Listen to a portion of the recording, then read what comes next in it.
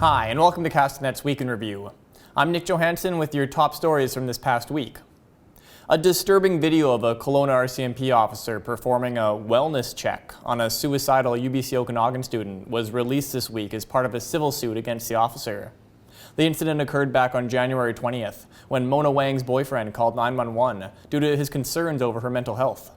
Surveillance footage from the apartment building shows Constable Lacey Browning enter Wang's room, drag her out, and then drag her down the hallway. Wang appears to be unconscious. At one point, the officer steps on Wang's head. After viewing the video, Mayor Colin Bazaran said it was troubling, disturbing, and upsetting. He added that he'd like to see Interior Health expand the city's police and crisis team, which pairs a psychiatric nurse with a specially trained officer to respond to mental health emergencies.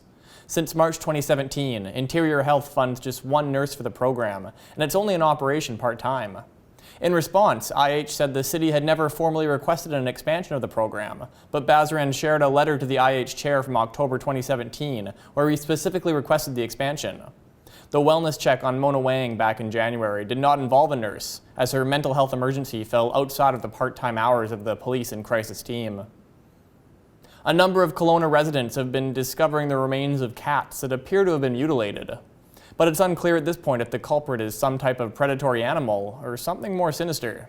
We have one carcass that we're preparing to send away to determine how it was killed, whether by predator or by human. It is this time of year where we have coyotes giving pups, so they're out there hunting to feed their little ones. We do have raccoons, we do have eagles, and other predators where smaller animals can fall prey to.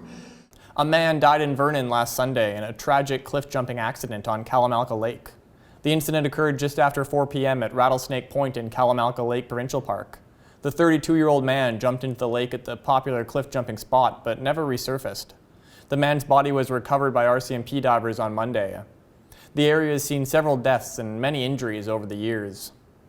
And on Wednesday, Premier John Horgan announced BC is moving to Phase 3 of its reopening plan, after new cases of COVID-19 have remained relatively low through June.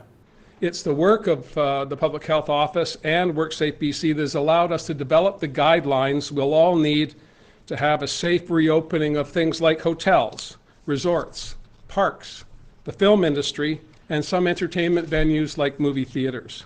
Phase 3 will also allow more opportunities for us to travel safely and respectfully within the province.